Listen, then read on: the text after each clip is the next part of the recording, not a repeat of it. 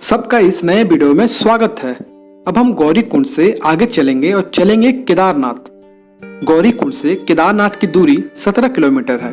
गौरीकुंड समुद्र तल से 1982 मीटर की ऊंचाई पर है, जबकि केदारनाथ मंदिर की ऊंचाई 3553 मीटर है।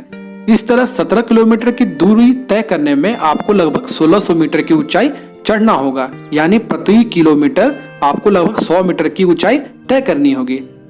चढ़ाई काफी अच्छी है और आप जैसे जैसे ऊपर जाएंगे वैसे वैसे आपको प्रकृति की सुंदरता का दर्शन होगा।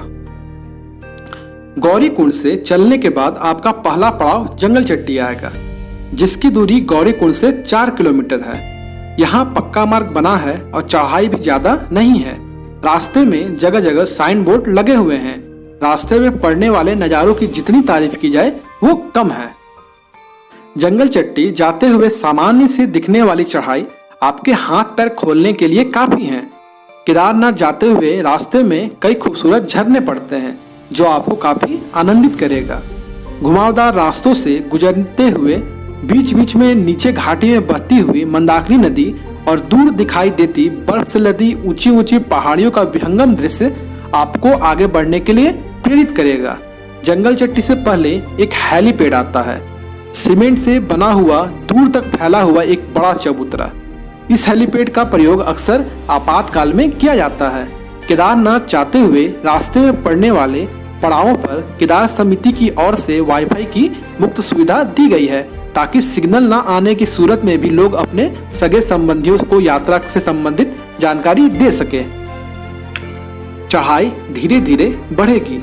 जंगल चट्टी से 2 किलोमीटर चलने के बाद आप भीमबली पहुंचेंगे। भीमबली तक नदी के बाईं ओर लोग चलते हैं, जबकि यहाँ से मुख्य मार्ग 2 भागों में बटा है। एक मार्ग नदी के बाईं ओर और दूसरा पुल पार करके एक अन्य मार्ग नदी के दाईं ओर भी जाता है। मार्ग पर खच्चरों की तादाद अच्छी खासी नजर आएगी। जो लोग पैदल केदारनाथ जाने में असमर्थ होते हैं वो या तो हेलीकॉप्टर से जाते हैं या फिर खच्चरों का सहारा लेते हैं। पहाड़ी इलाका होने के बावजूद भी यहाँ बिजली की अच्छी व्यवस्था है। जगह जगह खंभे लगे हुए हैं और ऊपर सफेद रोशनी देते हुए बल्ब लगे हुए हैं। वैसे तो केदारनाथ जाने का मार्ग पक्का बना हुआ है, लेकिन बीच में कहीं कहीं टूटा हुआ है। भीमबली से 1 किलोमीटर आगे चलने के बाद आप रामबाड़ा पहुंचेंगे।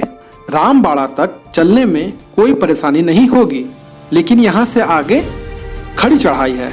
थोड़ी दूर चलने के बाद हर मोड़ पर हिम्मत जवाब देगी, लेकिन शिव का नाम लेकर लोग आगे बढ़ते हैं। जैसे जैसे ऊंचाई पर पहुंचेंगे आसपास दिखाई देने वाले नज़ारों की खूबसूरती भी बढ़ती जाएगी और शिव की भक्ति आपको आगे बढ़ने के लिए प्रेरित करेगी। धीरे धीरे आगे बढ़ते हुए रामबाड़ा से 1.5 किलोमीटर का सफर तय कर छोटा लिंचोली आएगा। यहाँ मार्ग के किनारे जगह जगह रात्रि विश्राम के लिए टेंट लगे हुए हैं। उबड़ खाबड़ रास्तों से होते हुए आगे बढ़ते हुए रास्ते में कई छोटे झरने आते हैं। बीच में कहीं एकदम ऊंची चढ़ाई आ जाती है तो कहीं उतराई भी आ जाती है। 1-2 जगहें तो ऐसी भी आती हैं जहां मार्ग टूटा हुआ है और नीचे जलधारा बहती रहती है।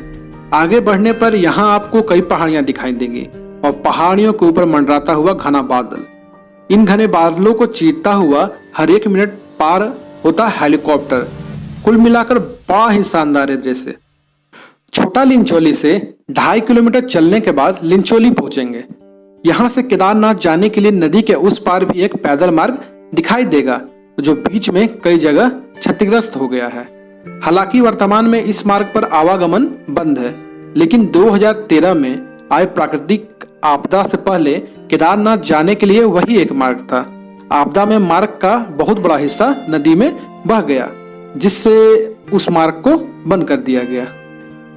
धीरे धीरे आगे बढ़ने पर एक ऐसी घाटी के बीच में पहुंचेंगे जहां दाईं ओर ऊंचे ऊंचे पहाड़ तथा बाईं ओर मंदाकिनी नदी की अविरल धारा दिखाई देगी।